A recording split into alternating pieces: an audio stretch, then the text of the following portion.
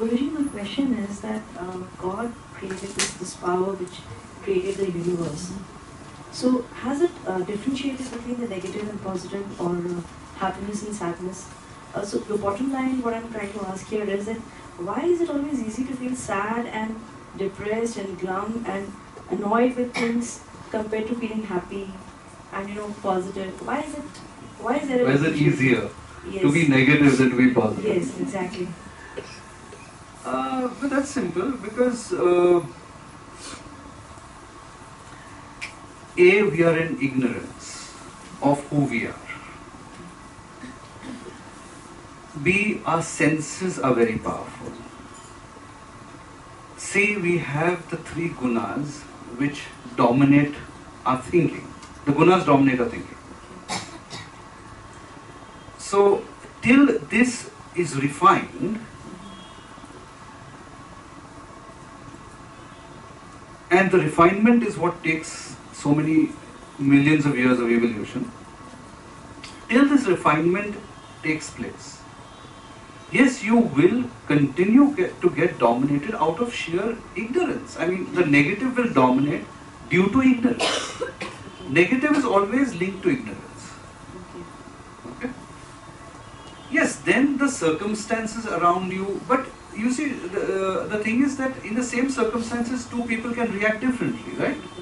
So, it's not always the circumstances, it is more the level of ignorance that you possess.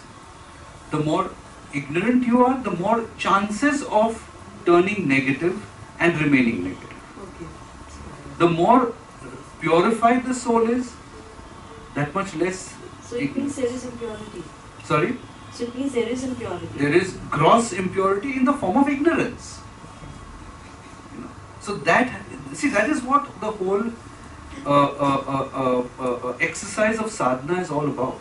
Why do we do spiritual practice? It's ultimately just purifying the soul out of the ignorance. At every stage, in every way, starting from the physical body to your very last stage of consciousness. So it means the refinement is only to develop your sensitivity in such a way so that you have less and less of negative, that power to attract negativity in your life. Of course, everything. I mean, once you refine yourself, automatically everything that happens in and around you changes. Will not have an impact on you. Correct? Absolutely. What are gunas? Guna are qualities. The three qualities: sattva, rajas, and tamasa. Three qualities. We say that human birth is very precious and we get only after some evolution from animal to plant and so on. Right. And that is the only opportunity we now. Why do we talk about moksha? Then why don't we keep evolving? Or rather, this is the case that after we evolve fully, then we merge with the source. No. No, see, the point is that moksha is a stage, it's a watershed in the journey of the soul.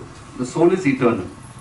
But you may choose to not participate in the creative process or in the sustaining of the creation process and remain in a state of a higher consciousness by merging into a higher energy. And that would be moksha. But the moment you come out of that energy as an individual and participate in the creative process, then you have separated yourself. You feel the separation. So there are many souls who reach that level but do not persist in the creative process and remain in that high state of consciousness, merged in that energy, yes, absolutely. That is moksha, that is your moksha. That's a voluntary decision? That's a voluntary decision that you have to take, yes. It's a voluntary. And you can merge and demerge whenever you want. Even that option is there. So it's not that once you've merged, you will be in that state forever. No, you can demerge also. No problem. Guruji, while concluding, you said that you can connect to the consciousness and you can come back. Yeah. That's the beauty. Yeah. So is it through meditation and or is there another process, wherein you can connect to? No, what I meant is in the physical body itself, while you have a physical body, you can reach the highest state of consciousness. You don't necessarily have to go into the spirit world to do that. In fact, it is the easiest way to do it by having a human body. Is there any process to? Of course, then what do you think I'm teaching? So what is that process? That is what you will learn in what I told you, the Kaya Sadhana level.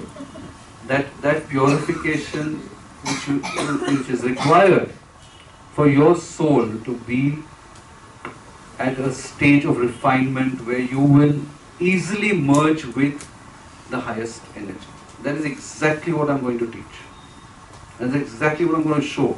That's why I said, maybe a couple of decades down the line, we'll have a factory of little Buddhas running around. Kaya sadhana will be after Kriya level 8? After Kriya level 8. Yeah. But there are 3 levels in that. And each level gets progressively more difficult. And the climb is steepest at the peak, it's like that. So, and that's where you will be handheld, but at the same time, you have to put in intense practice also. It's not that easy. But yes, I will definitely guide you step by step. And with a personal, meaning a one-to-one connect. As I have been instructed to do by my guru.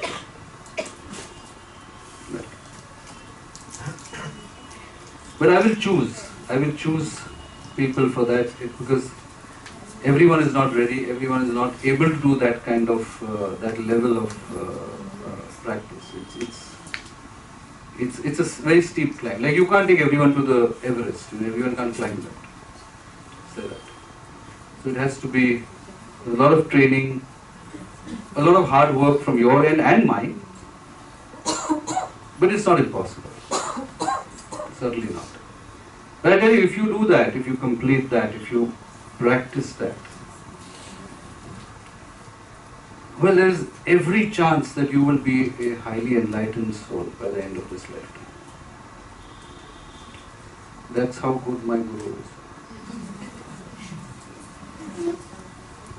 So Guruji, what should we be doing, so that we get more chance of being selected?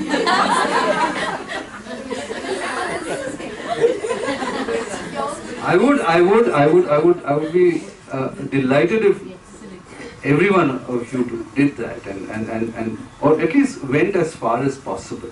Let's put it that way. But yes, there will be certain criteria.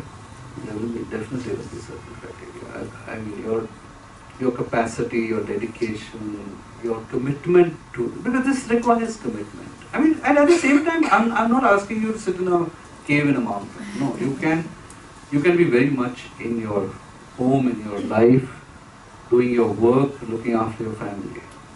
But yes, there will definitely be some sacrifices on time and effort that will have to be there, because you can't achieve these things overnight. They have to be worked on. They have to have effort. That sadhana it's just that what you're doing now for 1 hour will be that much more intense. And maybe from 1 hour you'll have to make it to 3 hours. But yet, you don't have to renounce the world for it. But yes, there will be certain criteria which I will choose. And it makes it easier for me if the person connects with me, or if the guru connects with the disciple connects with the guru. That makes the job much, much easier. If there is no connect, then that intensity doesn't come. I've seen that. So the point is, the more surrender, the more loyalty, the more devotion you have, it becomes easier for the Guru to transmit things to you.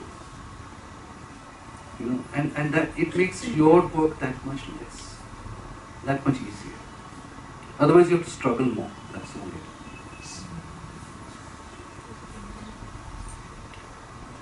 And I know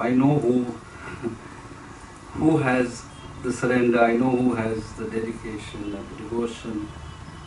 I know who has the